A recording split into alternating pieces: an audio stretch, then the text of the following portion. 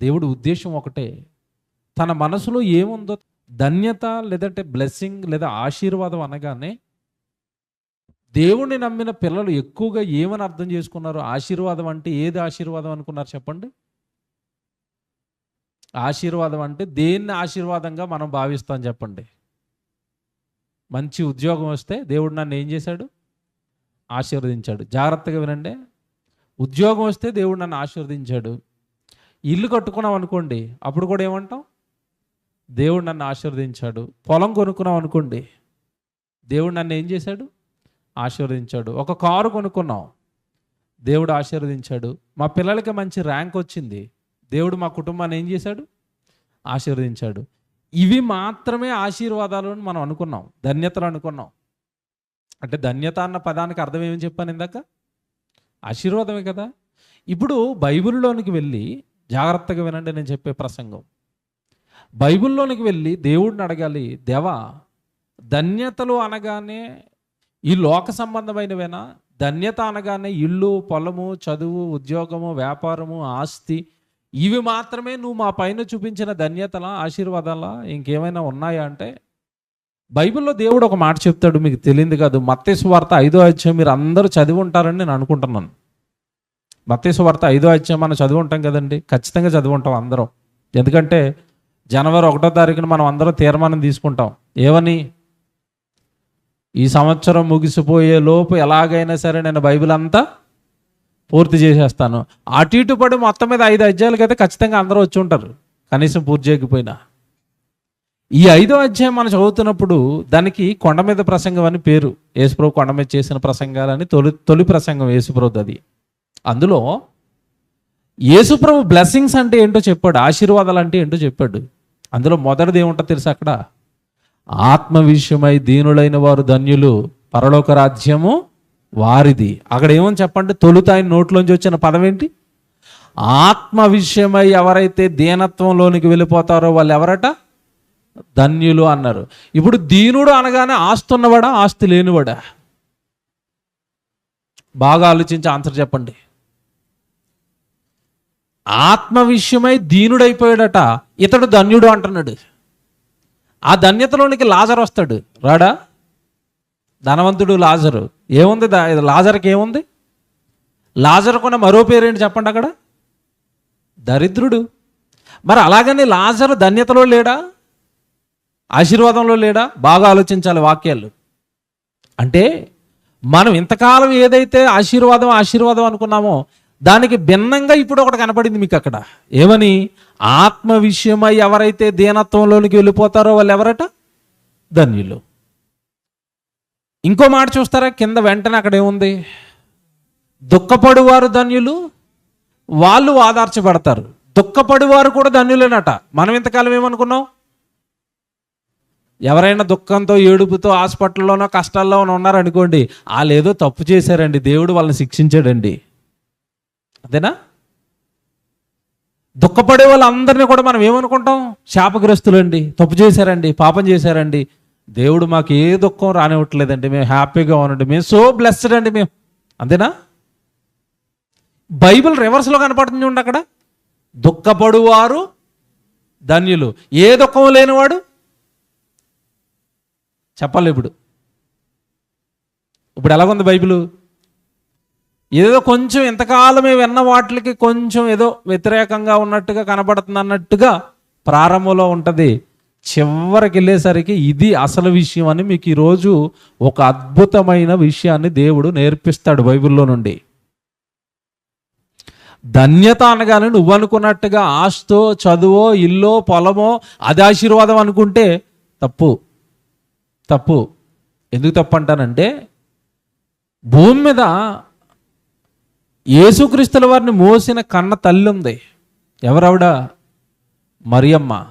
ఆవిడ గురించి ఆవిడ వెళుతున్నప్పుడు ఒక స్త్రీ చూసి, ఆవిడ యేసుప్రభుని చూసి ఒక స్త్రీ అంటది, నాయనా నిన్ను ఏ తల్లి గర్భం మోసిందో, నువ్వు ఏ తల్లి స్తనములు కుడిచావో ఆ తల్లి ఏమైందని చెప్పింది?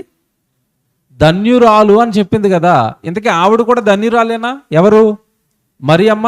ఇప్పుడు మరియమ్మ గారు ధన్యురాలు అంటే మరియమ్మ గారికి ఆస్తి వచ్చిందా? సంపద వచ్చిందా? దేవుడి పక్షాన దుఃఖం వచ్చిందా?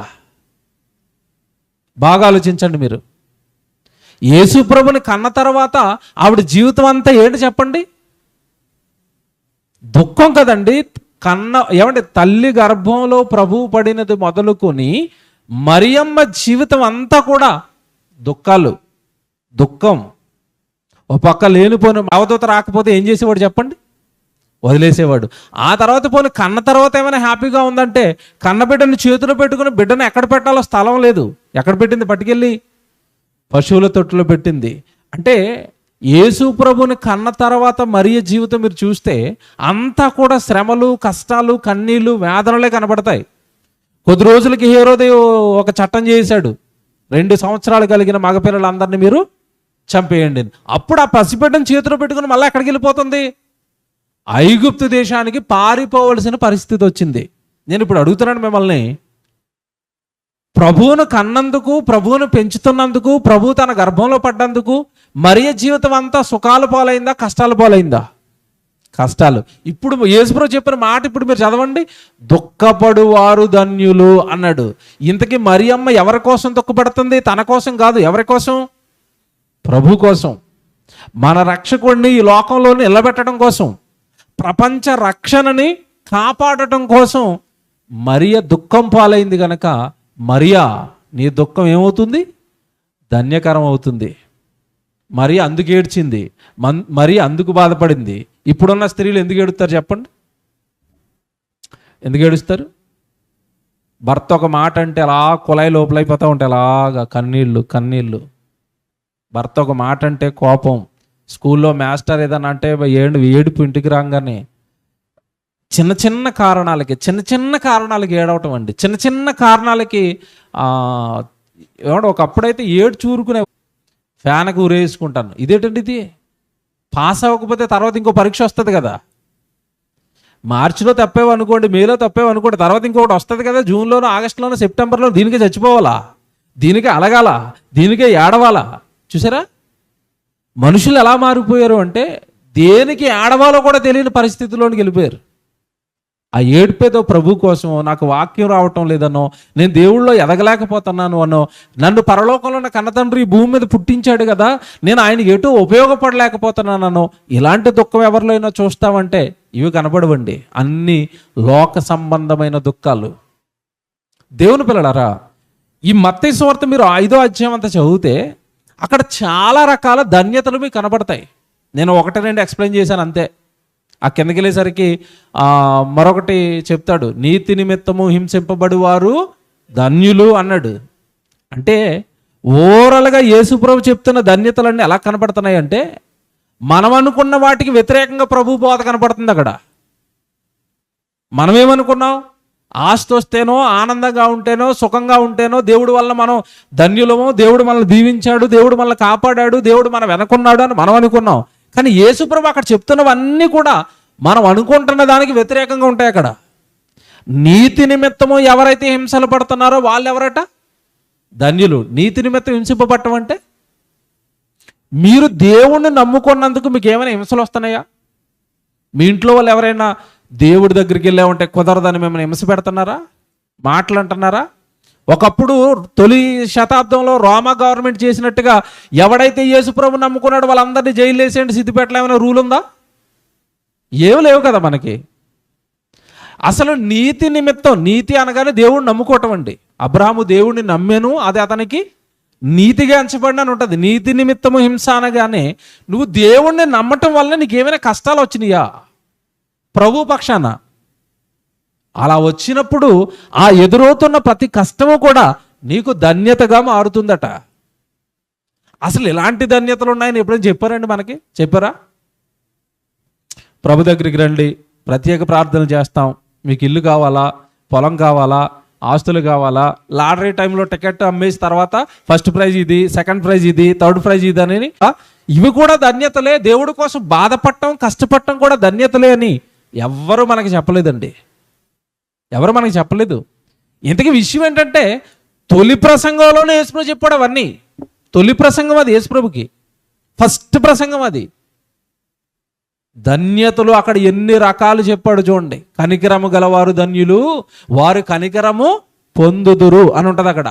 సమాధానపరచువారు ధన్యులు, వారు దేవుని కుమారులు అనబడతారు అని ఉంటుంది.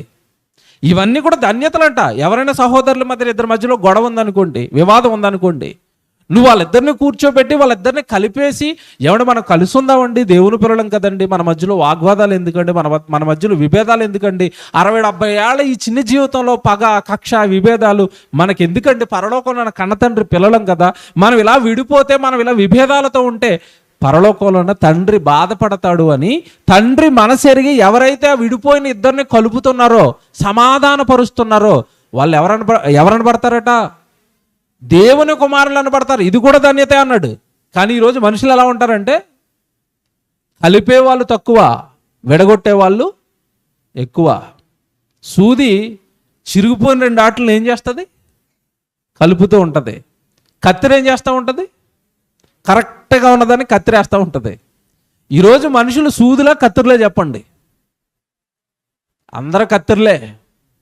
ఈ కత్తిరిలు ఎక్కడి వరకు వచ్చినాయి అంటే, పచ్చగానండి పెళ్లి చేసుకుని భార్య భర్తలు ఇద్దరు సుఖంగా నవ్వుతూ కళ్ళ ముందు తిరిగారని కూడా చూడలేరు చాలామంది. అంతెందుకంటే చాలామంది పెళ్లి చేసిన తల్లి అంటుంది, ఎరా నీ భార్య వచ్చిన తర్వాత నన్ను మర్చిపోయావు కదా, నువ్వు మీరిద్దరే కలిసి ఉంటున్నారు కదా, మీరిద్దరే తింటున్నారు కదా, మీరిద్దరే త్రాగుతున్నారు కదా అంటే ఈవిడ లోపలికి ఏమొచ్చింది? మరి పెళ్లి చేసింది కలిసి ఉండమనే కదా, అటోపక్క ఇటోపక్క ఉండమంటావా? కలిపే మనుషులు తక్కువ అండి, ప్రతి ఒక్కరిని విడగొట్టే వాళ్ళు ఎక్కువ. యేసుక్రీస్తుల వారు దేవుడికి మనకి ఎలా ఉన్నారట? మధ్యవర్తి, సమాధాన కర్త. మనం ఎన్ని తప్పులు చేసినా, మనం ఎన్ని నేరాలు చేసినా, మనం ఎన్ని పాపాలు చేసినా సిలువ మీద భరించుకుని ఆ పాపాలన్నీ కడిగేసి దేవుడి దగ్గర మన గురించి యేసుప్రభు ఏమని సాక్ష్యం చెప్తున్నాడంటే, దేవా ఇతను నన్ను నమ్మాడు, మంచోడే, మన కుమారుడుగా, ఏమంటే నాకు తమ్ముడుగా చేర్చబడ్డాడు, మంచోడే. మన గురించి తండ్రి అయిన దేవుడి దగ్గర యేసుప్రభు ఏమని సాక్ష్యం చెప్తాడు? మంచోడు. కానీ మనం మనుషుల గురించి ఏమని సాక్ష్యాలు చెప్తాం? వాళ్ళు మంచోళ్ళు కాదు, వీళ్ళు మంచోళ్ళు కాదు. అదే కదండి. అంటే సమాధానపరచటం కూడా ఒక ధన్యతట. ఇవన్నీ మీరు మనసులో పెట్టుకోండి. నేను సబ్జెక్టులోకి రాలేదు ఇంకా. ధన్యతలు చాలా రకాలుగా ఉంటాయి అని ఒక అవగాహన కల్పించాను ఇప్పటి వరకు. ధన్యతలు అనగానే కేవలం ఆస్తో సిరో సంపదో కాదు, ధన్యతలు చాలా రకాలుగా ఉంటాయి. అందులో కనీసం ఏదో ఒక ధన్యత నీలో ఉండేలా చూసుకోవాలి.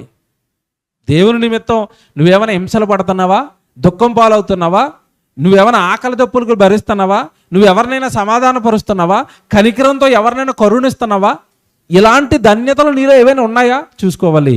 అసలు పేతురు గారిలో డిఫరెంట్గా దేవుడికి ఒక ధన్యత కనపడింది. ఈరోజు మనం అది ఆలోచిస్తాం. ఏంటంటే పేతురు గారిలో కనపడింది అంటే, యేసుక్రీస్తుల వారు మీకు తెలియదు కదండి, పేతుర్ని, ఆంద్రేని, యాకోబుని, వీళ్ళందరినీ, యోహాను, వీళ్ళందరినీ శిష్యులు పిలుచుకున్నాడు. వీళ్ళంతా జాలర్లు. యేసుప్రభు వెనకాల తిప్పుకున్నాడు, వాక్యం చెప్పాడు. వాక్యం చెబుతూ తిరుగుతూనండి ఓ ప్రాంతానికి వచ్చాడు. జాగ్రత్తగా వినండి. ఆ ప్రాంతానికి వచ్చాడు. ఆ ప్రాంతం అంతా కూడా యేసుప్రభు వాక్యం చెప్పాడు. వాక్యం చెప్పిన తర్వాత శిష్యులను కూర్చోబెట్టుకున్నాడు. రోజు శిష్యులను కూర్చోబెట్టుకుని, అసలు ఈ పట్టణంలో ప్రజలంతా కూడా నా గురించి ఏమని మాట్లాడుకుంటున్నారు, ప్రజలు నా గురించి ఏమని మాట్లాడుకుంటున్నారు అని పేతురు గారిని అడిగాడు. ఓకే, ఈ సందర్భాన్ని చూద్దాం. మత్తయి సువార్త 16వ అధ్యాయానికి రండి అందరూ. 13 నుంచి చదువుదాం.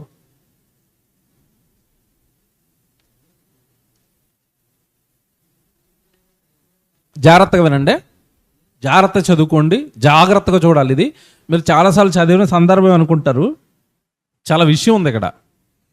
16వ అధ్యాయం మత్తయి సువార్త 13వ వచనం. యేసు పిలుపుదైన కైసరియా ప్రాంతమునకు వచ్చి, మనుష్య కుమారుడు ఎవడని జనులు చెప్పుకొనుచున్నారని తన శిష్యులను అడగగా. ఏమంటే ఇక్కడ సందర్భాన్ని జాగ్రత్తగా వినండి. ఎవరు మాట్లాడుతున్నారు, ఎవరితో మాట్లాడుతున్నారు, ఏ విషయం పైన మాట్లాడుతున్నారు, ఇది అవగాహన ఉండాలి ఫస్ట్. ఓకే, ఇక్కడ మాట్లాడుతున్నది ప్రభు. ఎవరితో మాట్లాడుతున్నాడు అంటే శిష్యులతో మాట్లాడుతున్నాడు. ఏమడుగుతున్నాడు? ప్రశ్న ఏంటి ఇంతకీ అక్కడ అంటే, అసలు ఈ కైసరీ పట్టణం అంతా మనం వాక్యం చెప్పాం కదా, సువార్త చెప్పాం కదా, అసలు ఈ ప్రజలందరూ కూడా నా గురించి ఏమనుకుంటున్నారు అని అడుగుతున్నాడు ప్రభు. ఓకే, ఇప్పుడు చూడండి వాళ్ళు ఏమని సమాధానం చెప్తున్నారు.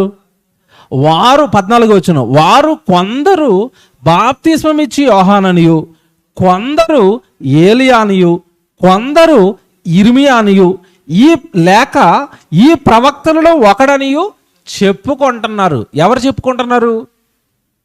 ప్రజలు. ఓకే, ప్రజలు మాట్లాడుకుంటున్న ఇన్ఫర్మేషన్ పట్టుకొచ్చి శిష్యులు ప్రభుకు చెప్తున్నారు. ఇంతకీ నా గురించి ప్రజలేమనుకుంటున్నారు? ప్రజలేమనుకుంటున్నారు అంటే ఇక్కడ చెప్తున్నాడు, కొందరేమో బాప్తిస్మం ఇచ్చి యోహాన్ అనుకుంటున్నారట. అంటే కొందరంటే అందరిలోనూ ఒకే అభిప్రాయం లేదు యేసుప్రభు మీద. జాగ్రత్తగా వినాలి విషయం ఇక్కడ. యేసుప్రభు ఎవరన్న దాని మీద అందరికీ ఏకాభిప్రాయం లేదు. ఆ రోజుల్లో, ప్రభు బ్రతుకున్న రోజుల్లో కొందరు ఏమనుకుంటున్నారట? బాప్తిస్మం ఇచ్చి యోహాను. ఆ కొందరితో మరికొందరు ఏకీభవించట్లేదు. ఊరుకోండి, అతను బాప్తిస్మం ఇచ్చి యోహాను కాదు, ఏలియా అంటున్నారట కొందరు. వీళ్ళతో మిగతా వాళ్ళు ఏకీభవించట్లేదు. మళ్ళీ మిగతా వాళ్ళు ఏమంటున్నారట? ఇర్మియా అంటున్నారట. మరికొందరు పేర్లు అనవసరం అండి, అతను బాప్తిస్మం ఇచ్చి యోహాను కాదు, ఏలియా కాదు, ఇర్మియా కాదు, ప్రవక్తలలో ఒకడు. ఎన్ని బ్యాచ్లు కనపడ్డాయి చెప్పండి ఇప్పుడు మీకు? 4. జాగ్రత్తగా వినండి, ఎన్ని బ్యాచ్లు కనపడ్డాయి? 4. ఇప్పుడు యేసుప్రభు ఎవరని క్రైస్తవులను అడగండి. మీకు అర్థమైందా లేదా? ఇప్పుడున్న క్రైస్తవుల్ని యేసుప్రభు ఎవరని అడుగుదాం. అందరూ ఒక ఆన్సర్ చెప్తారా? చెప్తారా? చెప్పరా? మీరు కొంచెం ఆలోచిస్తున్నారని నాకు అర్థం అవ్వాలంటే ఏదో వాయిస్ మీరు నోరు కొంచెం అలాగ అనాలా. ఇప్పుడు యేసుప్రభు ఎవరండి అని అడిగామనుకోండి, క్రైస్తవుల్లో ఒకరు వచ్చి అంటారు, తండ్రి అయిన దేవుడే యేసుప్రభుగా వచ్చారండి అంటారు. అంటున్నారా? అంటారు. అంటే తండ్రే యేసుప్రభుగా మారాడు అంటారు. కొంతమంది అంటున్నారు, తండ్రి అయిన దేవుడు రాలేదు, యేసుక్రీస్తు దేవుని కుమారుడు అని అంటున్నారు. అంటున్నారా? అంటున్నారు. ఈ మధ్యకాలంలో కొత్త బ్యాచ్ స్టార్ట్ అయింది క్రైస్తవ్యంలో. అసలు యేసుప్రభు దేవుడు కాదంటున్నారు. మరి ఎవరయ్యా అంటే యేసుప్రభు నరుడట. ఇది మరి ఇదో బ్యాచ్. అసలు మీరు ఇస్లాం సోదరులు అడిగామనుకోండి, వాళ్ళు ఏమంటారు తెలుసా? అసలు యేసుప్రభు దేవుడు కాదు, దేవుని కుమారుడు కాదు, జస్ట్ యేసుప్రభు ఒక ప్రవక్త మాత్రమే. మాకు ఎలాగైతే మహమ్మద్ ప్రవక్త ఉన్నాడో మీ యేసుప్రభు కూడా ఒక ప్రవక్త అంటారు వాళ్ళు. అంటే యేసుప్రభు ఎవరో నాటి నుండి నేటి వరకు అందరికీ ఏకాభిప్రాయం ఉందా? లేదు. బాగా వినాలి, ఇది మీరు బాగా వినాలి. అసలు ఈ మధ్యకాలంలో ఏంటంటే కొంతమంది నాకు చూస్తుంటే చాలా బాధేస్తుందని, మరి మీ సిద్దిపేటకు వచ్చిందో లేదో తెలియదు కానీ, అసలు క్రైస్తవ్యంలో ఒక తెగ సువార్త చెప్పడం మానేశారండి. సువార్త చెప్పడం మానేసి ఎక్కడికి పడితే అక్కడికి వెళ్ళి ఇలాంటి ఫంక్షనాలు తీసుకుని యేసు దేవుడు కాదు, తెల్లారిది ఇదే బోధాలది. ఇక అదేటో పెద్ద సువార్త ఎజెండా అలా పెట్టుకున్నారు దాన్ని. ఎక్కడికి వెళ్ళండి అలా ప్రసంగాలు అన్నీ కూడా యేసు దేవుడు కాదు, యేసు దేవుడు కాదు. ఇంక సబ్జెక్ట్ ఏముండదు, అటు తిప్పి అదే. మరి ఏటో మరి ఆయన మీద కక్ష ఏంటో తెలియదు వీళ్ళకి, యేసుప్రభు మీద. వీళ్ళ ఎజెండా ఏంటంటే ఇప్పుడు యేసుప్రభు దేవుడు కాదని మేము నిరూపిస్తాం. ఇక వాళ్ళని పక్కన పెడదాం. మన సబ్జెక్ట్లోకి వస్తే యేసుప్రభు బ్రతుకున్న కాలంలో అసలు నేను ఎవరని ప్రజలకి నేను ఎలా అర్థమయ్యాను? నేను ఏమైనా ప్రజలకు అర్థమయ్యానా? నన్ను ఏమైనా ఐడెంటిఫై చేశారా? నన్ను ఏమైనా ప్రజలు గుర్తుపట్టారా అని అడుగుతున్నారు. అలా అడుగుతున్నప్పుడు అక్కడున్న ప్రజల్లో ఉన్న ఆన్సర్స్ అన్నీ పట్టుకొచ్చి శిష్యులు చెప్పారు. మీ గురించండి, ఒక ప్రాంతంలో, ఒక గ్రామంలో, ఒక పట్టణంలో కొందరు బాప్తిస్మం ఇచ్చి యోహాను అంటున్నారు, కొందరు ఇర్మియా అంటున్నారు, కొందరు ఏలియా అంటున్నారు, కొందరు ప్రవక్తలలో ఒకడు అంటున్నారు. ఇప్పుడు చెప్తాను చూడండి మీకు. ఇప్పుడు ఈ మధ్యకాలంలో ఏంటి, ఒకప్పుడు యేసు దేవుడు అని బోధించిన వీళ్ళే ఈ కొంతమంది మనలోంచి ఈ యేసు దేవుడు అన్న దాంట్లోంచి బయటకు వెళ్ళిపోయి యేసు దేవుడు కాదు నరుడు అంటున్నారు. ఇంతకీ నరుడు అని నీకు ఎక్కడ కనపడింది అయ్యా అంటే ఇప్పుడు సువార్తలు చదివారట, సువార్తల్లో నరుడు అని ఉందట. తిమోతి పత్రిక చదివారట. తిమోతి పత్రికలో దేవునికి నరులకు మధ్యవర్తి నరుడే. ఆ నరుడు యేసుక్రీస్తు అని ఉంది కనుక ఇప్పుడు యేసుక్రీస్తు దేవుడు కాదు, ఎవరట? నరుడు అంటున్నారు. వీళ్ళు కొంచెం నెమ్మదిగా కొద్ది కాలానికి హెబ్రీ పత్రిక చదువుతారు. హెబ్రీ పత్రిక చదివితే హెబ్రీ పత్రికలో యేసుప్రభు గురించి ప్రధాన యాజకుడు అని ఉంటుంది. అప్పుడు ఏం చేస్తారంటే, ఇప్పుడు బయటికి వెళ్ళిపోయి యేసు నరుడు నరుడు అంటున్నారు కదా, వీళ్ళలోంచి కొంతమంది బయటికి వెళ్ళిపోయి తెలిసిపోయింది యేసుప్రభు ప్రధాన యాజకుడు అంటారు. అప్పుడు కొంతమంది అటు వెళ్ళిపోతారు. మళ్ళీ మీకు అర్థమవుతుందా లేదా?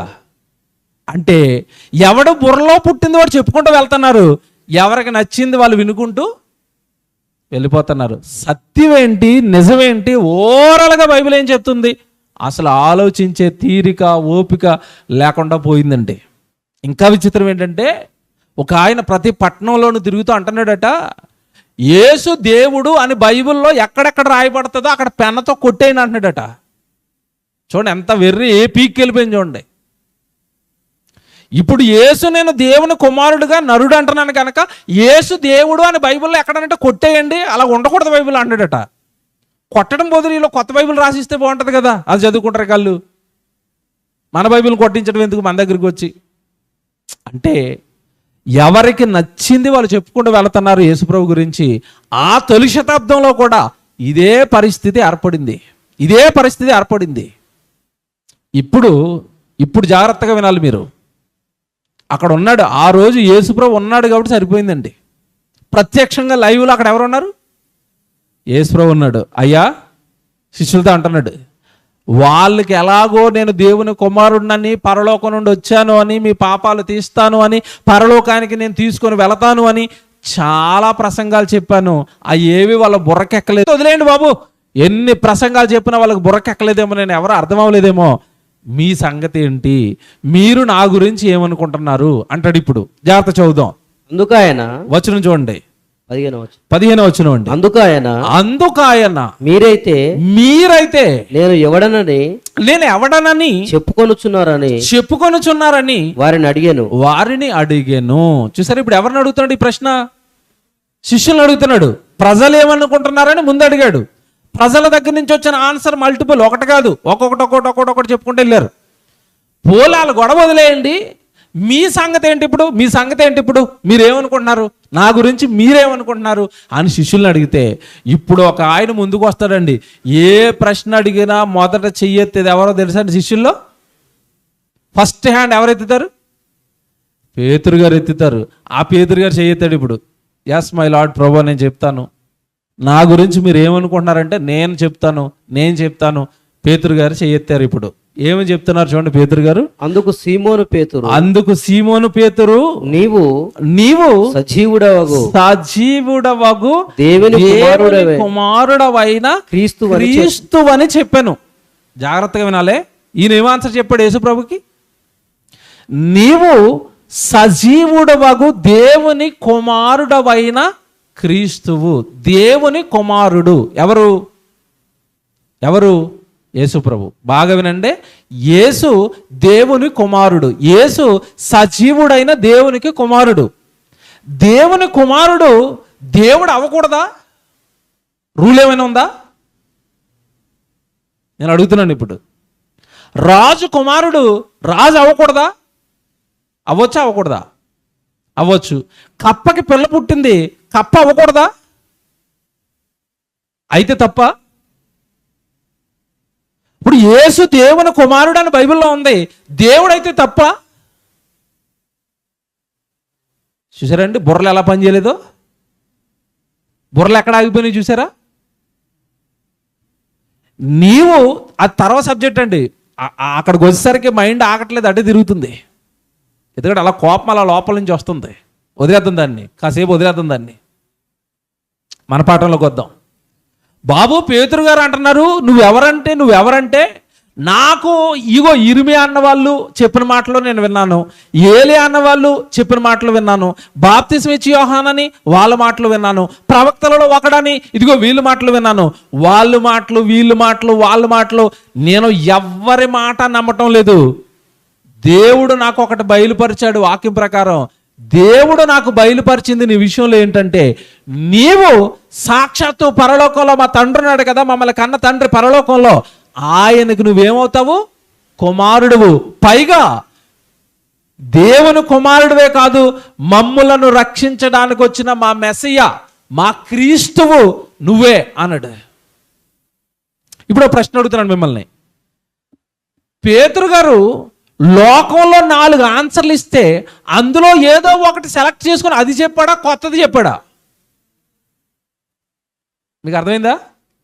ఇప్పుడు సిద్దిపేటలోనండి 4 ముక్కలు అయిపోయినాయండి అనుకుందాం. సిద్దిపేట మొత్తం 4 ముక్కలు అయిపోయింది. క్రైస్తవ్యం 4 బ్యాచ్ని చూసి ఏ బ్యాచ్ ఎక్కువ ఉందరా? ఇర్మియా అన్న బ్యాచ్ ఎక్కువ ఉంది. ఓకే, మనం ఇర్మియాకి చేయకూడదాం. ఇలాగ అయిపోతాం కదా మనం. ఎందుకంటే లోకంలో ఒక నానుడు ఉంది, సామెత, మీకు తెలియదు కాదు. నలుగురితో నారాయణ, తెలుసా సామెత అది? నలుగురితో నారాయణ, కులంతో గోవింద. అంటే సామెతకు అర్థం తెలుసా? నలుగురు నారాయణ అంటే నేను కూడా ఏమనాలి? నారాయణ అనాలి. కులం అంతా గోవింద అందనుకుంటే నేను కూడా ఏమనాలి? గోవింద అనాలి. ఇంటి ముందుకు వెళ్తున్నప్పుడు విధవ ఎదురొస్తే నీకు అవశుభం రాని ఎవడో అన్నాడు. వాళ్ళు అన్నారు కనుక నేను నమ్ముతాను. అది నిజమో కదా? నాకు పిల్లి ఎదురొస్తే నేటట అశుభం బయటికి వెళ్ళకరా అన్నాడు. దానికి ప్రూఫ్ ఎక్కడ ఉందంటే ఏముండదు, ఎవడో అన్నాడు, నేను నమ్ముతాను. పిల్లి ఎదురొస్తే ఇంటికి వెళ్ళను, ఇంటికి వెళ్ళి మంచినీళ్ళు తాగుతాను. అంటే నలుగురు ఏది చేస్తే మనం అది చేయటం తప్ప ఏది నిజం అన్నది పరిశీలిస్తున్నామా, పరిశోధిస్తున్నామా? పేతురు గారు నలుగురితో నారాయణ, కులంతో గోవింద టైప్ కాదు ఈయన. ఒకడు ఇర్మియా అంటున్నాడు, ఒకడు ఏలియా అంటున్నాడు, ఒకడేం బాప్తిస్మం ఇచ్చి యోహాను అంటున్నారు, ప్రవక్తలలో ఒకడు అంటున్నారు. నో, ఈ ఆన్సర్లన్నీ తప్పు. ఒరిజినల్ నిజం నాకు తెలుసు అన్నాడు.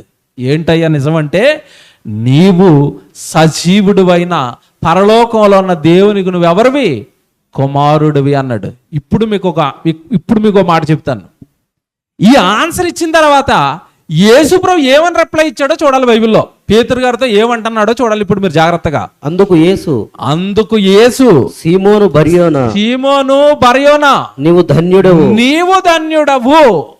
చూసారా ఏమన్నాడు ఇప్పుడు? పేతురు సీమోను బర్యోనా, పేతురు నీవు ధన్యుడు, యు ఆర్ ద బ్లెస్డ్ అన్నాడు. అంతే, నువ్వు ఆశీర్వదింపబడిన వాడు, నువ్వు ధన్యుడు అయ్యావు. ఎందుకు ధన్యుడు అయ్యాడు పేతురు గారు? బాగా ఆలోచించాలి. పేతురు గారు ఆన్సర్ చెప్పిన వెంటనే ఎందుకు ధన్యుడు అన్నాడు? నువ్వు క్రీస్తు అన్నాడు, నువ్వు దేవుని కుమారుడు అన్నాడు, మమ్మల్ని రక్షించడానికి వచ్చిన మా రాజు నువ్వే అన్నాడు, దానికి నువ్వు ధన్యుడవు అన్నాడు. అసలు యేసు ప్రభుకి పేతురులో కనబడిన ధన్యత ఏంటి? ఎప్పుడైనా ఆలోచించారా లోతుగా? ఏం కనబడింది? లోకమంతా ఒక అబద్ధాన్ని నమ్ముతుంటే లోకంతో సంబంధం లేకుండా ఇతను ఒక్కడు నిజాన్ని నమ్ముతాడు.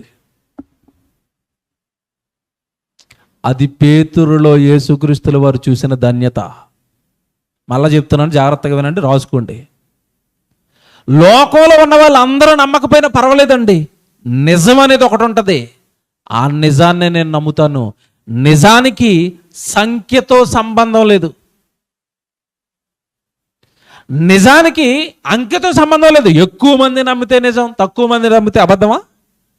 అలా అనుకుంటే అసలు ఆ రోజు ఎవ్వరు కూడా యేసుప్రభుని దేవుని కుమారుడు అని నమ్ముతున్నారా? ఆ తరంలో, పేతురు గారి తరంలో, ఆ పట్టణంలో ఎవడైనా యేసుప్రభు దేవుని కుమారుడు అని సాక్షాత్ ఆయనే చెప్పుకున్నాడు ప్రసంగాల్లో. ఒరే, నేను దేవుని కుమారుడు రా బాబు, మీ పాపాలు క్షమించడానికి నాకు అధికారం ఉంది, నేను మీ పాపాలు క్షమించడానికి వచ్చాను, నేను మీ దేవుని కుమారుడు రా, మిమ్మల్ని పరలోకం తీసుకెళ్ళడానికి వచ్చాను రా, ఆ తండ్రి నన్ను పంపాడు రా, నా వెనక తండ్రి ఉన్నాడు రా, ఆ తండ్రి కొడుకునరా నేను అన్నాడు. సాక్షాత్తు ప్రభు నోరు తెరిచి నేను దేవుని కుమారుని అంటే ఆ రోజున్న లోకం అంతా దాన్ని అంగీకరించిందా? ఒప్పుకుందా? నమ్మిందా? నమ్మదు. బాగా వినాలి మీరు. చెప్పిన దేవుని కుమారుణ్ణి నేను అన్న నిజాన్ని ఆ రోజు లోకం నమ్మలేదు. లోకం నమ్మలేదు కదా అని పేతురు గారు నమ్మటం మానేశాడా? ఇక్కడే పట్టుకోవాలి మీరు. ఇప్పుడు ఈ ప్రసంగం మాకెందుకన్నా అనుకుంటారేమో. ఇప్పుడు అటు తిప్పి మన దగ్గరికి వస్తాను, జాగ్రత్తగా వినండి. లోకం అంతా నమ్మకపోయినా నేను నిజాన్ని నమ్ముతాను అన్నాడు. ఆ నిజాన్ని నువ్వెలాగయ్యా నమ్ముతావంటే, అసలు పేతురు గారికి ఈ విషయం ఎలా దొరికింది అనుకున్నారు? అసలు పేతురు గారు యేసు ప్రభుని దేవుని కుమారుడిగా ఎలా అంగీకరించాడు, ఎలా తెలుసుకున్నాడు, ఎలా గ్రహించాడు అంటే ఇప్పుడు యేసుప్రభు చెప్తాడు దాని గురించి. తర్వాత చదవండి. బయలుపరిచాడు. నోట్ చేసుకోండి, దాన్ని అండర్లైన్ చేసుకోండి. ఇప్పుడు నువ్వు దేవుని కుమారుడువు క్రీస్తు అన్న సంగతట పేతురు గారికి ఎవరు బయలుపరిచారట? పరలోకమందున్న నా తండ్రి బయలుపరిచింది నువ్వు నమ్మావు. Very good. ఇప్పుడు లోకంలో ఉన్న ప్రజలు దేవుడు చెప్పింది నమ్ముతున్నారు. వాళ్ళు నమ్మారా? నమ్మలేదు. పరలోకమందున్న నా తండ్రి నీకు బయలుపరచను అంటే ఎలా బయలుపరిచాడు పేతురు గారికి ఈయనే దేవుని కుమారుడు అంటే? పేతురు గారు అండి ఇంతకాలం మనం అనుకున్నట్టుగా జాలరి ఏమి తెలియని వాళ్ళు అమాయకులు అనుకుంటారండి అపోస్తులు అంటే. కాదు, వాళ్ళు ధర్మశాస్త్రాన్ని బాగా చదివి రాబోయే మెస్సయ్య, రాబోయే క్రీస్తు కోసం ధర్మశాస్త్రంలో ఉన్న ప్రవచనాలను పట్టుకుని ఈ పోలికలన్నీ ఏ వ్యక్తిలో సరిపోతాయని వెతుకుతున్న మంచి భక్తిపరులు అపోస్తులు. తెలుసా? చాలామంది తెలియదు ఇది. అపోస్తులంతా ఏదో వల వేసుకునేవారు, చేపలు పట్టుకునే వాళ్ళు, జాలర్లు, చదువు లేని వాళ్ళు అని అనుకున్నారు. లోక సంబంధమైన చదువో, లోక సంబంధమైన డబ్బో, అధికారమో వాళ్ళకి లేకపోవచ్చు కాక, కానీ వాళ్ళు భక్తి పరులు. అప్పటికే ధర్మశాస్త్రాలు బాగా చదివిన వాళ్ళు, ధర్మశాస్త్రంలో ఉన్న సంగతుల ప్రకారం రాబోయే ప్రభువు గురించి ఎదురు చూస్తున్న వాళ్ళు వీళ్ళు. ఎలాగండి మీరు చెప్తారంటారా? ఒకసారి యోహాను సువార్తలో వీళ్ళ గురించి ఒక హింట్ ఇచ్చాడు దేవుడు, ఈ అపోస్తుల గురించి. మీరు యోహాను సువార్త 1వ అధ్యాయానికి రండి అందరూ. 40వ వచనం చూద్దాం అందరం.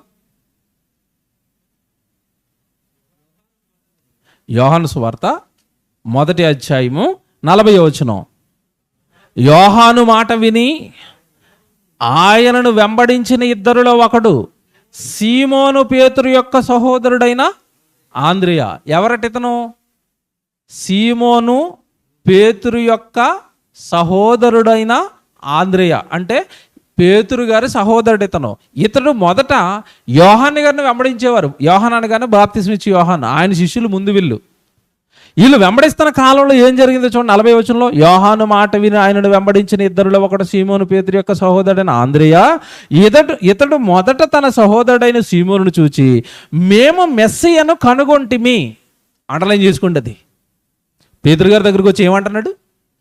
మేము మెస్సయ్యను కనుగొన్నాం, మేము క్రీస్తును కనుగొన్నాం. కనుగొనటం ఏంటి? అప్పటికే అంటే వీళ్ళు ఏం చేస్తున్నారు?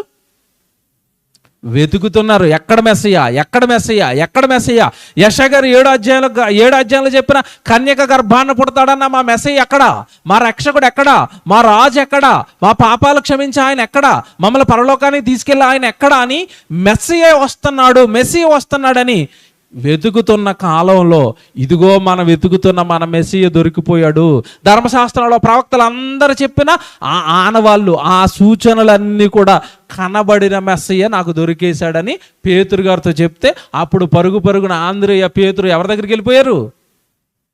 యేసు ప్రభు దగ్గరికి వెళ్ళిపోయారు. ఇప్పుడు చెప్పండి, పేతురు ఆంద్రియలు అంతా అమాయకులా? అప్పటికే వాక్యం చదువుకుని మెస్సయ్య గురించి ఎదురు చూస్తున్న వల్ల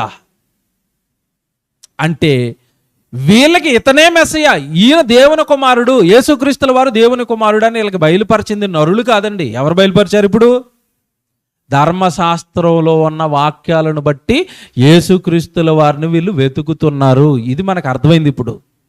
అందుకే పేతురుతో అంటున్నాడు, పేతురు నీవు ధన్యుడవు, పరలోకమందున్న నా తండ్రి ఇది నీకు బయలుపరచనే కానీ నరులు నీకు దీన్ని బయలుపరచలేదు. ఏమంటే ఇక్కడ మాట అడుగుతాను, జాగ్రత్తగా వినండి. ఇంతకీ అందులో ధన్యత ఏం కనపడుతుంది అంటే, ఏంటి నువ్వు ధన్యుడు, ఏంటి పేతురులో ఉన్న ధన్యత అంటే, వాక్యాన్ని నమ్ముతున్నాడు ప్రజలతో సంబంధం లేకుండా. బాగా వినండి, తన చుట్టూ ఉన్న ప్రజలతో సంబంధం లేకుండా వాక్యాన్ని నమ్ముతున్నాడు. అది పేతురు గారిలో దేవుడికి కనపట్లేదా? చెప్తున్నాడు. చెబుతున్న వాక్యాలలో ఎన్నిటిని మనం నమ్ముతాం? ఎన్నిటిని నమ్ముతాం చెప్పండి? ఎన్నిటిని అంటాం కంటే వేటిని అంటే ఇప్పుడు మనం ఏం చేసామంటే తెలివిగా బైబిల్లో ఉన్న అన్నిటిని మేము నమ్మం. వేటిని నమ్ముతాం? మా మనసుకు నచ్చినవి, నా మనసుకు హాయినిచ్చేవి. దేవుడు దీవిస్తాడు, దేవుడు కాపాడతాడు, దేవుడు నీ చుట్టూ దూతలను పెడతాడు. ఇవి వినడానికి సౌండింగ్ ఎలాగుంది? మనసుకి ఎలాగుంది సౌండింగ్? హాయిగా ఉంది. కనుక ఈ నమ్మాం. దేవుడు కొరకు బ్రతకకపోతే నిన్ను చంపేస్తాడు ఉండదా బైబిల్లో? ఉంటుంది. ఈ సౌండింగ్ ఎలాగుంది మనకి?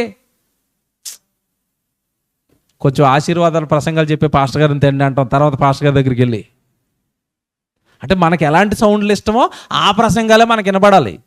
అంతేనా? నేను మాట చెప్తాను, జాగ్రత్తగా వినండి నేను చెప్పేది.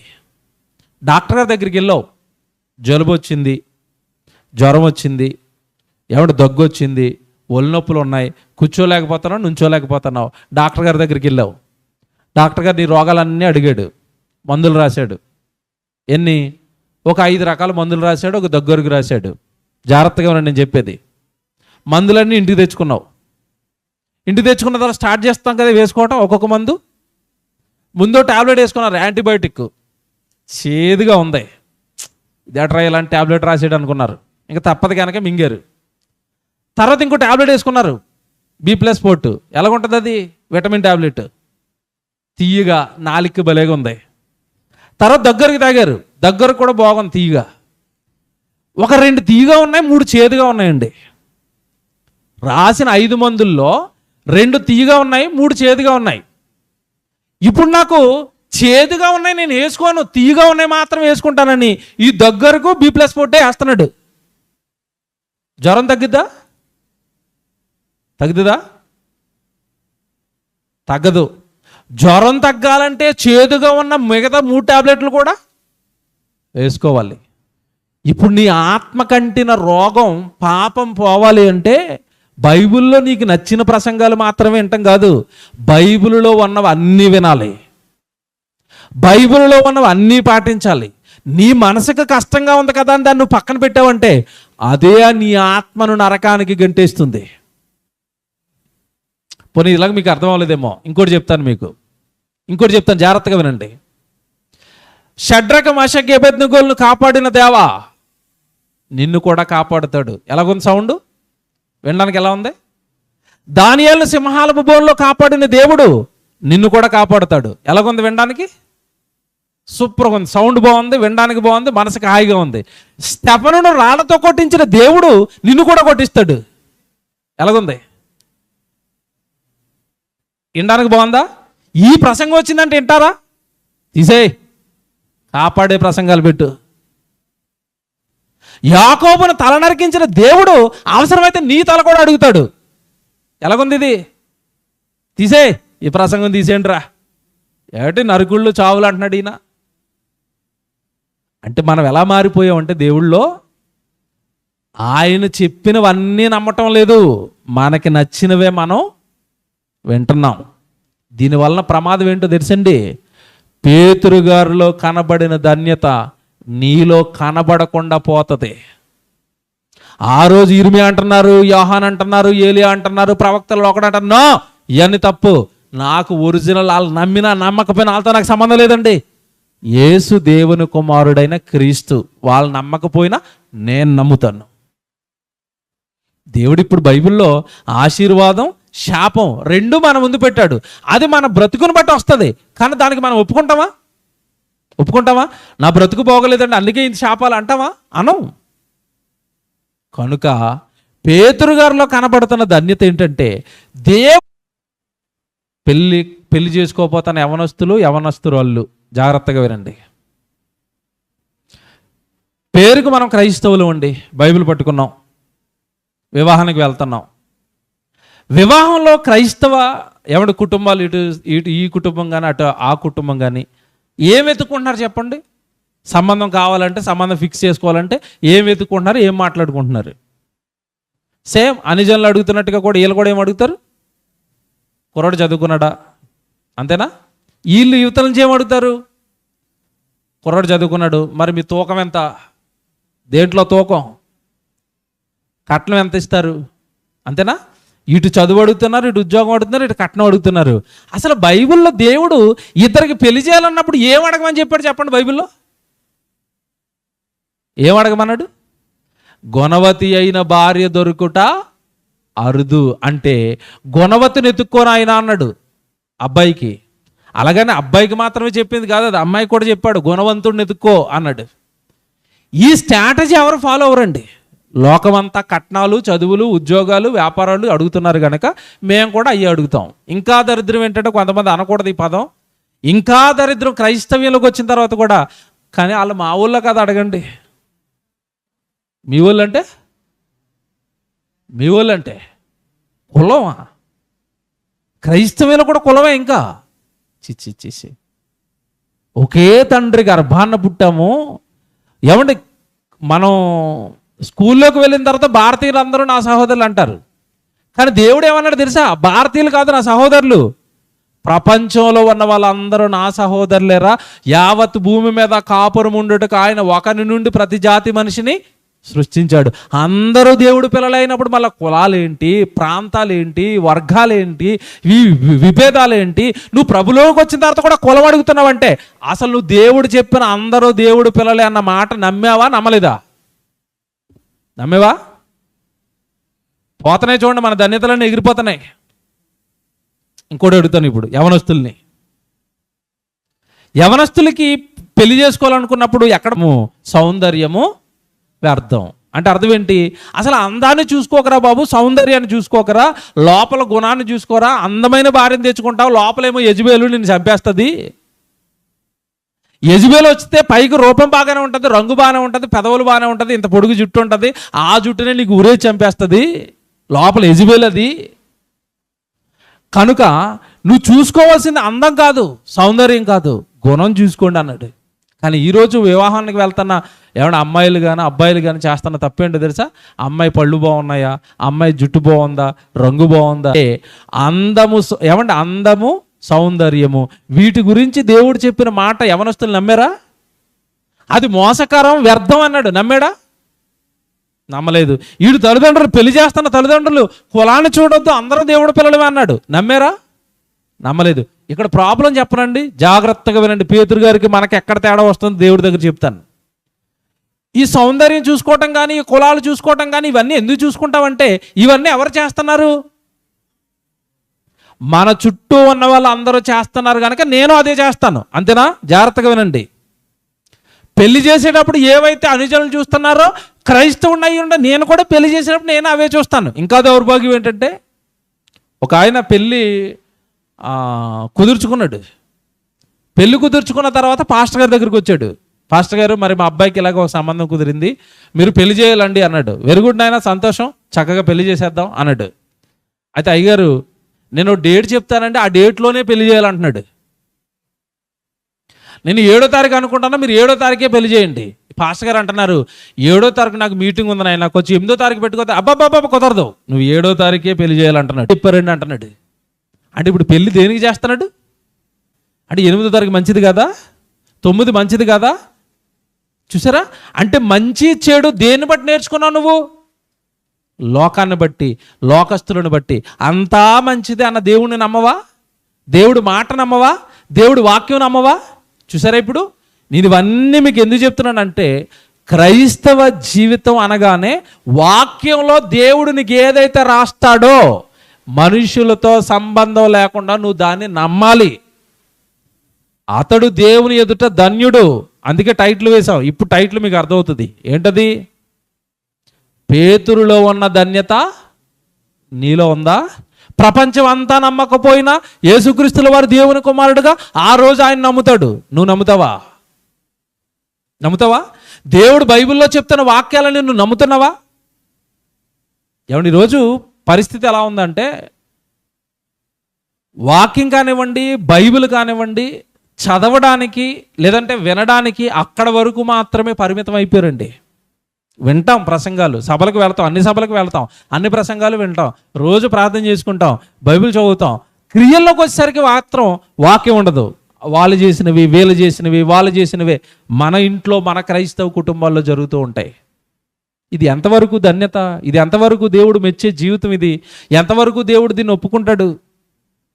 అందుకే రోమపత్రిక 10వ అధ్యాయంలో దేవుడు చెప్తాడు స్పష్టంగా, ధర్మశాస్త్రము వినువారు దేవుని దృష్టికి నీతిమంతులు కారు. చదువుతారా? రోమపత్రిక 10వ అధ్యాయం చూడండి.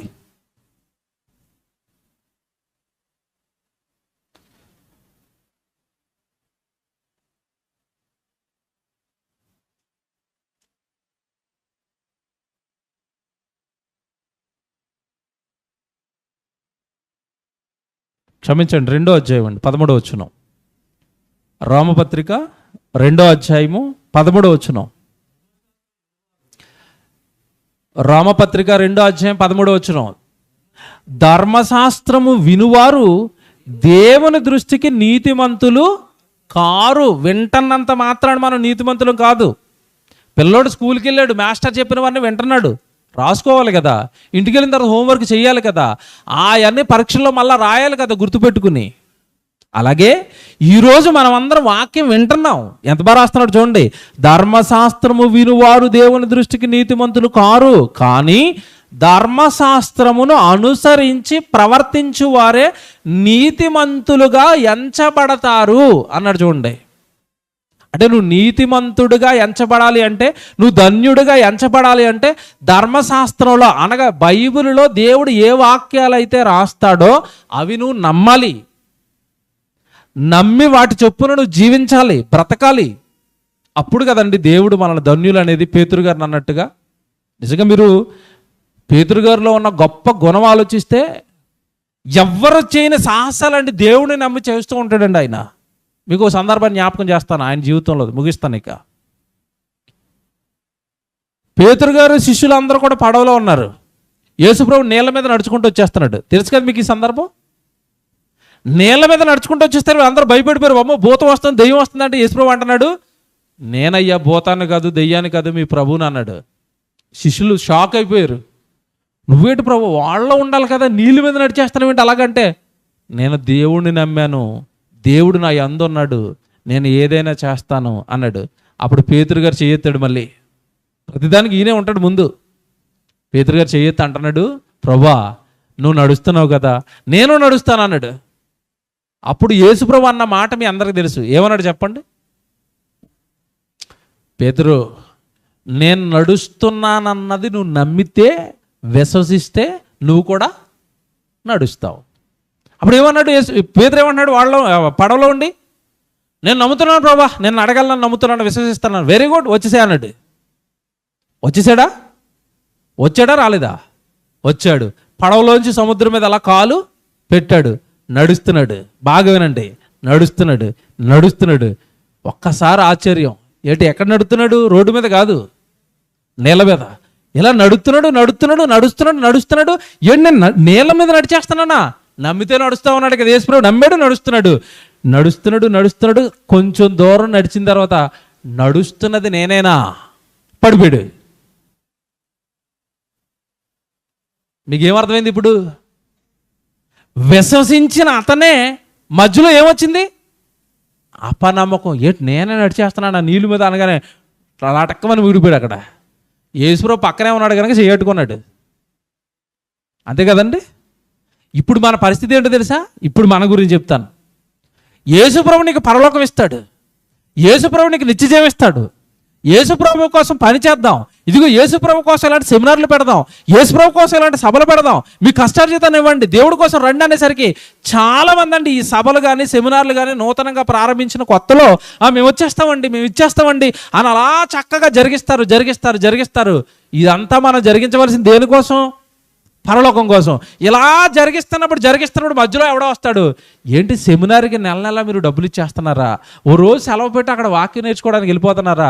అయ్యో చాలా నష్టపోతున్నారు మీరు అనేసరికి ఎక్కడో మళ్ళీ లోపల ఏంటి డౌటు, ఇది నిజమా కాదా? చూసారా?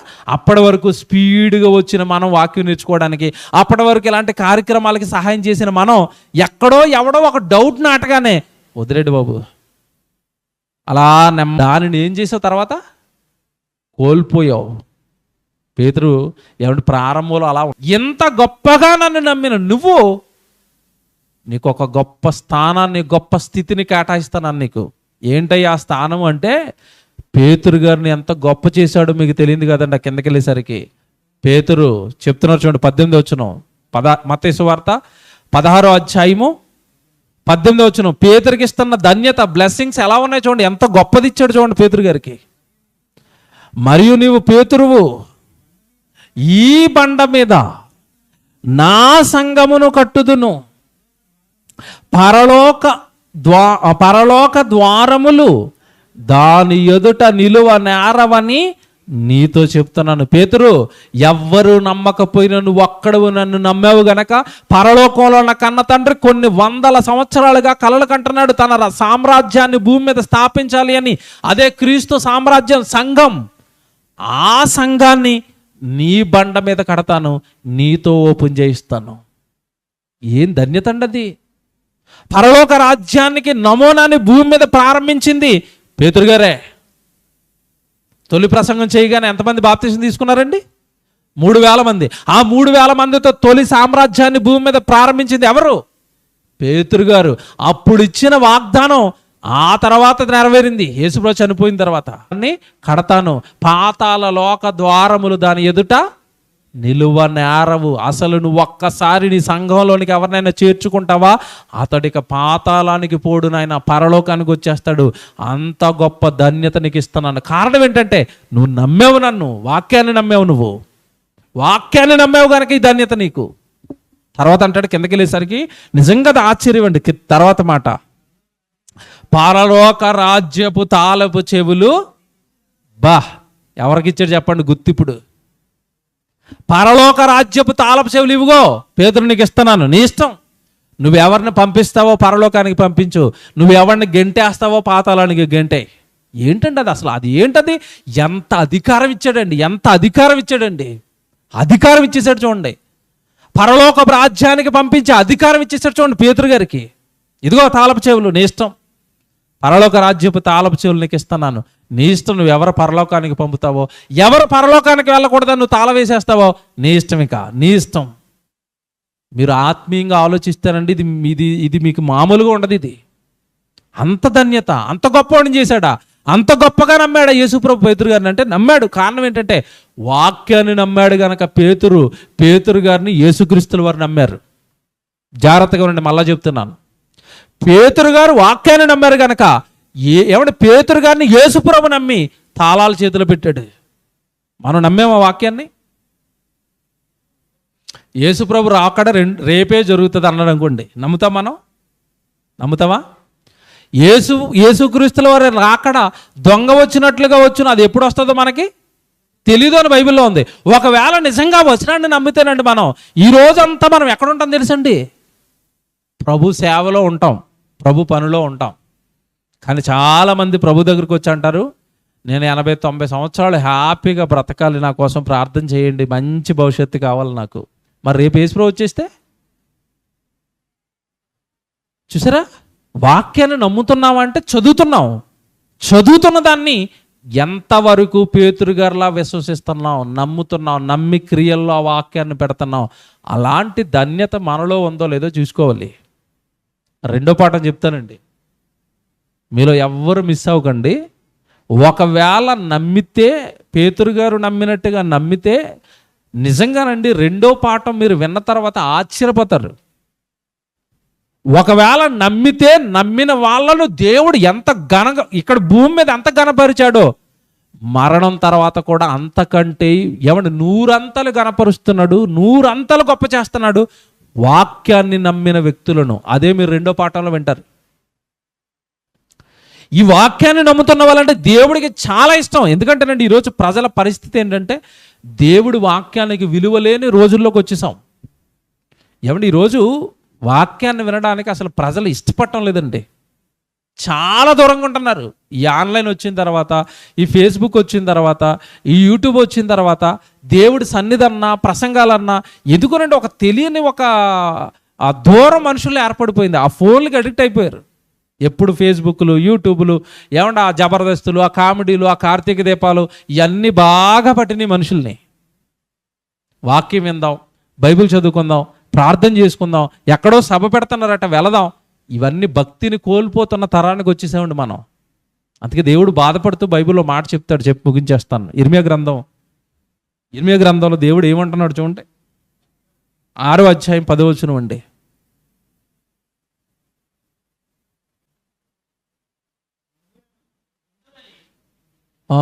ఇర్మియా గ్రంథం 6వ అధ్యాయం 10వ వచనం అండి. విందురని నేను ఎవరితో మాట్లాడేదను, ఎవరికి సాక్ష్యం ఇచ్చేదను, వారు వినుటకు తమ మనస్సులను సిద్ధపరచుకోనరట. విందురని నేను ఎవరితో మాట్లాడతాను? చూసారండి దేవుడు ఎలా బాధపడుతున్నాడో. అసలు ఎవరు వింటున్నారు వాక్యం? విందురని నేను ఎవరితో మాట్లాడతాను? ఎవరు వింటున్నారు వాక్యం? ఎవరు వింటున్నారు వాక్యం? ఎవరు వింటున్నారు? బైబిల్ ఎవరు చదువుతారు? ఏమంటే మనం ఓపెన్గా దేవుడి సన్నిధిలో ఉన్నాం కనుక ఓపెన్గా మాట్లాడుకుందాం. మనలోనండి రోజు గంటల తరబడి బైబిల్ చదివే వాళ్ళు ఉంటారండి. గంటల తరబడి బైబిల్ చదువుతున్నామా? ఏదో మొక్కుబడిగా ఉదయం లేవగానో 2 వచనాలు చదువుకుని ముగించేయడం తప్ప. బైబిల్ను కంటిన్యూస్గా చదవాలి, ప్రసంగాలు కంటిన్యూస్గా వినాలి, ఎప్పుడు దేవుడు మాటలే నాకు వినపడాలి అని వాళ్ళు ఎంతమంది ఉంటారు చెప్పండి?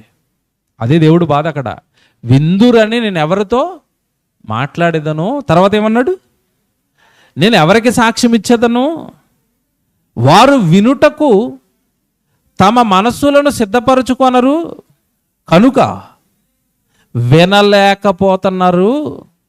వినుటకు మనస్సును సిద్ధపరచుకోలేదట. ఇది జాగ్రత్తగా వినండి.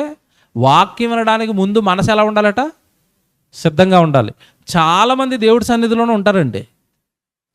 ఎవరు దేవుడి సన్నిధిలో ఉంటారంటే మనిషి యొక్క శరీరం మాత్రమే దేవుడి సన్నిధిలో ఉంటుంది. మనసంతా ఎక్కడ ఉంటుంది? సెలవు పెట్టిన ఉద్యోగం మీదో లేదా ఇంటి తాళం వేసిన ఇంటి మీద తిరుగుతూ ఉంటుంది. ఇల్లు ఎలా ఉంది, ఆ ఇంటి దగ్గర కట్టేసిన కుక్క ఎలా ఉంది, పైన ఆరేసిన ఒడియాలు ఉన్నాయా, బయట ఆరేసిన బట్టలు ఎలాగ ఉన్నాయో. ఉద్యోగానికి సెలవు పెడతారు చాలామంది. మనిషి మాత్రమే ఎక్కడ ఉంటాడో మనసంతా ఉద్యోగం మీదే ఉంటుంది. నా టేబుల్ ఏమవుతుంది, ఈరోజు అక్కడ ఆర్డర్లు ఎన్ని వచ్చాయో చూసారా.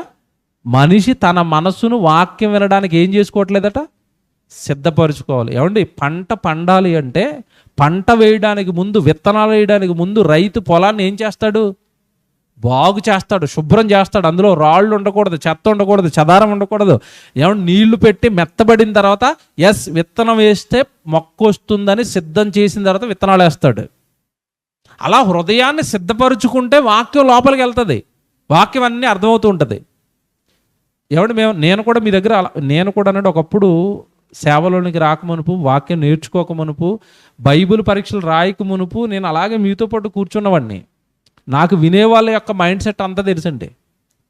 కొంతమంది ఏ మైండ్తో వింటారో చెప్తాను. కొంతమంది ఎలాగ వింటారంటే ప్రసంగాలు వినే వాళ్ళలో రకరకాలుగా ఉంటారండి. కొంతమంది ఏమో ఆత్మీయంగా దేవుడు ఏం చెప్తాడో విందాం ఈరోజు మంచి వాక్యం వినడానికి. కొంతమంది ఏ మనసుతో వస్తారంటే ఇతడు ప్రసంగంలో ఏం తప్పు చెప్తాడో చూద్దాం, ఆ ప్రసంగంలో ఆ తప్పును మాత్రం పొరపాటున నోట్లోంచి ఏదైనా ఒక్క చిన్న మాట తూలితే దాన్ని పట్టుకుని ఆ మాటను పట్టుకోవడానికి వస్తారు చాలామంది. కొంతమంది ఏమో ఇతని ప్రసంగం ఏమండి మరి మీకు కింద చెప్పాను కదా, రకరకాల గ్రూపులు ఉంటాయి. ఆ గ్రూపుల్లో నుంచి ఏదో గ్రూపులో ఉంటాడు, ఆ గ్రూపుకి సంబంధించిన మనసుతో వస్తాడు. ఇంక ఇతను ఎన్ని వాక్యాలు చెప్పండి, అతను వినండి. ఎక్కడ ఎక్కడ ఎక్కడ ఎక్కడ ఎక్కడ మనం అనుకున్న దానికి దగ్గరగా వస్తున్నాడా లేదా. మనం సిద్ధాంతాన్ని నమ్మాం కదా, ఆ సిద్ధాంతానికి దగ్గరగా ఉంటే వింటాను, దగ్గరగా వింటాను. కొంతమంది దేవుడు ఆశీర్వాదాలు ఇస్తాడన్న ఆలోచనతో వస్తారు. ఆ ప్రసంగం చెప్తేనే వింటారు, ఇంకే ప్రసంగం లోపలికి వెళ్ళనివ్వరు.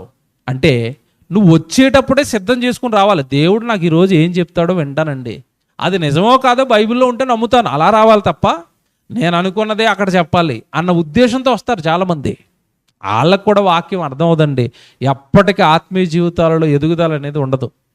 కనుక దేవుని పిల్లలారా, అక్కడ దేవుడు పడుతున్న బాధ, విందురని నేను ఎవరితో మాట్లాడతాను, ఎవరికి నేను సాక్ష్యం ఇస్తాను? వినడానికి వాళ్ళ మనసులు సిద్ధం చేసుకోరు కదా. అలా ఎవరైతే వాక్యం వినడానికి తమ మనసులు సిద్ధం చేసుకోవట్లేదో వాళ్ళ మీద నాకు చాలా కోపం వస్తుంది అంటాడు కింద. వాక్యం వినకపోతే దేవుడి కోపం అండి కింద ఉంటుంది వెంటనే అక్కడే. వారి మీద నా కోపమును అణుచుకొని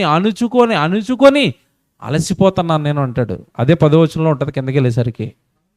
కావున నేను యెహోవా క్రోధముతో నిండి ఉన్నాను, దానిని అణుచుకొని నేను విసిగిపోతున్నాను అన్నాడు. వాక్యాన్ని వినరట. ఒకవేళ బలవంతంగా వినిపించినా ఇందాక పేతురు గారు నమ్మినట్టుగా ప్రతి వాక్యాన్ని బైబిల్లో చూపిస్తున్న ప్రతి వచనాన్ని నమ్మరట. చూసారండి దేవుడి పరిస్థితి ఎలా ఉందో. మీకు మాట చెప్తానండి, జాగ్రత్తగా వినండి నేను చెప్పేది చివరిలో మాట. దేవుడు బైబిల్లో రాయించిన వచనాల్లో నేను కొన్ని నమ్ముతాను, కొన్ని నమ్మను అంటే దేవుడు మనసును నువ్వు చాలా బాధ పెడతాను, నీకు తెలుసో లేదో. ఎందుకంటే బైబిల్లో ఉన్న 66 పుస్తకాలు రాయించింది ఎవరు? దేవుడే. బైబిల్లో ఉన్న అన్ని మాటలు రాయించింది ఎవరు? దేవుడే. అందులో నేను కొన్ని నమ్ముతాను, కొన్ని నమ్మను. నాకు ఇష్టమైనవి మాత్రమే నమ్ముతానంటే దేవుడిని ఏమంటున్నాం తెలుసా అండి? మనం దేవుడిని ఏమంటున్నాం తెలుసా? మీకు ఇది ప్రాక్టికల్గా అర్థం అవ్వాలంటే మీ భర్త దగ్గర కానీ, మీ భార్య దగ్గర కానీ, లేదంటే మీ ఫ్రెండ్స్ బాగా కావాల్సిన వాళ్ళ దగ్గర కానీ మీరు ఈ మాట అనండి. ఏ మాట అనాలంటే, ఒరే నేను నమ్ముతాను కానీ రా, నీ మాటలు నమ్మరా అన్నారు అనుకోండి. భర్తతో అనండి, మిమ్మల్ని నమ్ముతాను కానండి, మీ మాటలు నమ్మనండి అన్నది అనుకోండి భార్య. ఎలాగుంటుంది ఆయనకి? ఎలాగుంటుంది?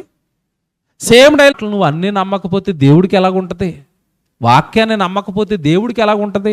దేవుడికి ఎంత బాధ, ఎంత రోదన, ఎంత వేదన దేవుడికి. కనుక దేవుని పిల్లలరా, బైబిల్లో ఉన్న మాటలను, వాక్యాన్ని నమ్మాలి. ఆ రోజు పేతురు గారిలో యేసుప్రభు పట్టుకున్నది అదే. ప్రపంచం అంతా నమ్మటం లేదు. నాకు అనవసరం అండి, నేను నమ్ముతానండి అంటున్నాడు. ప్రపంచంలోని వాళ్ళు ఎవరు యేసుప్రభుని ఆ రోజు దేవుని కుమారుడిగా అంగీకరించట్లేదు.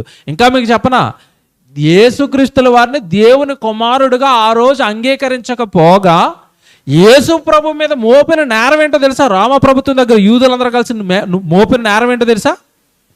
ఇతను దేవుని కుమారుడిని చెప్పి దేవునితో సమానంగా చేసుకుని మా ధర్మశాస్త్రానికి విరోధంగా దైవదూషణ చేస్తున్నాడు, కనుక ఇతను మీరు చంపేయండి అని యేసుప్రభు మీద మోపిన కేసు కూడా ఇదే. యూదులు ఆ రోజు అంటే యూదులు ఏ కారణం చెప్పి యేసును చంపారో దాన్ని వాళ్ళు నమ్మకపోయినా నేను నమ్ముతాను అంటున్నాడు పేతురు. ఈరోజు మనకి చెప్పనండి, క్రైస్తవులకు మనకి చెప్పనా, మనం ఈరోజు అన్యజనుల మధ్య బ్రతుకుతున్నామండి. వాళ్ళకి పరలోకం ఉందని తెలియదు, పాతాళం ఉందని తెలియదు, చచ్చిపోయిన తర్వాత శిక్ష ఉంటుందని తెలియదు, చనిపోయిన తర్వాత దేవుడు ఏమైనా శిక్షలు విధిస్తాడని తెలియదు. కనుక వాళ్ళకి ఇష్టం వచ్చినట్టుగా బ్రతుకుతారండి. తింటారు, త్రాగుతారు. 60-70 ఏళ్ళ ఈ జీవితంలో ఏమంటే డబ్బు అంటారు, ఉద్యోగాలు అంటారు, వ్యాపారాలు అంటారు, చదువులు అంటారు, ఆస్తులు అంటున్నారు, సంపదలు అంటున్నారు. ఎందుకంటే వాళ్ళకి చనిపోయిన తర్వాత బ్రతుకు గురించి తెలియదు కనుక వాళ్ళు అలా బ్రతికేస్తారు. కానీ క్రైస్తవులుగా మనకు అన్నీ తెలుసు కదా. ఆత్మ గురించి తెలుసు, యేసుప్రభు చనిపోయి తిరిగి లేచాడని తెలుసు, చనిపోయిన తర్వాత నీకు బ్రతుకుందని తెలుసు. అలా లేవాలి అంటే బైబిల్లో ఉన్న ప్రతి మాట విశ్వసించి బ్రతకాలని తెలుసు. ఇన్ని తెలిసిన నువ్వు వాళ్ళలో ఒకటిగా కలిసిపోతే అసలు వాక్యం నమ్మిన వ్యక్తిగా దేవుడు మనల్ని ధన్యుడు అంటాడా పేతురుని అన్నట్టుగా మీరు బాగా ఆలోచించుకోండి. బాగా ఆలోచించుకోండి. పరలోకం ఉందని తెలిసిన నువ్వు పరలోకమే తెలియని వాడిలా బ్రతికేస్తే అసలు నువ్వు ఎవరిని రక్షిస్తావు? నిన్ను చూసి కదా వాడు మారాలి. అమ్మ వాళ్ళ క్రైస్తవులు అండి, ప్రభు దగ్గరే ఉంటారండి, ప్రార్థనలో ఉంటారండి, పరలోకం ఉందటండి, వాళ్ళ దేవుడి దగ్గరికి వెళ్ళిపోవడానికి వాళ్ళు బ్రతుకుతున్నారండి, దేవుడి సన్నిధికి వెళ్ళిపోతారండి, దేవుడికి ఇస్తారండి, లోకంలో ఏమి కూర్చుకోరండి, అంతా పరలోకం వెళ్ళిపోవడానికి వాళ్ళు ప్రయాసలో ఉన్నారండి అని నిన్ను చూసి పరలోకం పైన ఒకళ్ళకి ఆశ పుట్టాలి కదా. నీ జీవన విధానాన్ని చూసి వాడు ఉద్యోగం అంటే నువ్వు ఉద్యోగం అంటావు, వాడు చదువులు అంటే నువ్వు చదువులు అంటున్నావు, వాడు వ్యాపారాలు అంటే నువ్వు వ్యాపారాలు అంటావు, వాడు ఆస్తులు అంటే నువ్వు ఆస్తులు అంటున్నావు. అసలు నీకు వాడికి ఏంటి తేడా లోకంలో? ఆ రోజు పేతురు చుట్టూ ఉన్న వాళ్ళందరూ కూడా యేసును దేవుని కుమారుడిగా ఒప్పుకోకపోతే నాకు సంబంధం లేదండి, వాక్యం చెప్పింది నేను నమ్ముతాను. ఈరోజు క్రైస్తవులుగా మనం ఏం చేయాలి తెలుసా? యేసుప్రభు నాకు చెప్పాడండి, నిత్య లోకం ఉంది, నిత్య లోకం ఉంది, నిత్య జీవం ఉంది. అలాగే పాతాళానికి వెళ్ళిపోతే కూడా నిత్యము కాలిపోతామని చెప్పాడండి. వద్దండి, ఈ పాపిష్టి బ్రతుకు మాకు వద్దండి, పాపాలు మాకు వద్దండి, ఈ లోక సంబంధమైన జీవితం మాకు వద్దండి. అపోస్తులులా దేవుడు సేవ చేస్తామండి. ఎవడు ఒక పౌలులాగా, ఒక పేతురు గారు లాగా, ఒక యోహాను గారు లాగా, ఒక దావీదు గారు లాగా బైబిల్లో ఉన్న భక్తులందరూ ఎలాగైతే దేవుడి కోసం బ్రతికారో వాళ్ళ జీవితాన్ని పరంగా పెట్టి మేము అలా బ్రతుకుతామంటే మాకు పరలోకం కావాలండి అని వాక్యాన్ని నమ్మిన వ్యక్తిగా ఒక నక్షత్రంగా నువ్వు ఈ లోకాన్ని కనబడాలి. అప్పుడు కదా నిన్ను చూసి ఎవరైనా మారతారు. అది కదా క్రైస్తవ్యం అంటే. ఇది కదండి క్రైస్తవ్యం అంటే. ఆ రోజు అపోస్తులను చూసి రామ సామ్రాజ్యం అంతా విస్తుపోలేదా? కొడతామన్నా, జైల్లో వేస్తామన్నా, చంపుతామన్నా ఎందుకయ్యా మీరు ప్రభువును ప్రకటిస్తున్నారు అంటే వాళ్ళు ఇచ్చిన సాక్ష్యం ఏంటో తెలుసండి అపోస్తులు? దేహాన్ని చంపే మీకు భయపడాలా, దేహాన్ని ఆత్మను కూడా నరకంలో వేసి మిక్కిలి నాశనం చేయగలిగిన దేవుడికి మేము భయపడాలా. చూసారా ఎలాంటి సాక్ష్యం ఇచ్చారు వాళ్ళు? ఆత్మ గురించి సాక్ష్యం, నరకం గురించి సాక్ష్యం, పరలోకం గురించి సాక్ష్యం. బ్రతుకును పనంగా పెట్టి రామ సామ్రాజ్యం ముందు నిత్య జీవం ఉంది, పరలోకం ఉంది, మీరు చంపుకోండి ప్రభు సేవ చేసి మేము అక్కడికి వెళ్ళిపోతాం అంటున్నారు. అది కదండి వాక్యాన్ని నమ్మటం అంటే. జీవితంలో కనబడాలి కదా అలాగా. కనుక పేతురులో ఉన్న ధన్యత మనలోనికి వచ్చిందా? పేతురు నమ్ముతున్నట్టుగా బైబిల్లో ఉన్న ప్రతిదీ మనం నమ్ముతున్నామా? ఆలోచించుకోండి, మంచి నిర్ణయాలు తీసుకోండి. ఒకవేళ నువ్వు గనక నమ్మితే నమ్మి భూమి మీద చిన్న చిన్నవి చేయమన్నాడండి. ఒకవేళ అవి గనక నువ్వు చేయగలిగితే మరణం తర్వాత నీ జీవితం ఎంత అద్భుతంగా మారిపోబోతుందో రెండో ప్రసంగంలో చెప్తాను.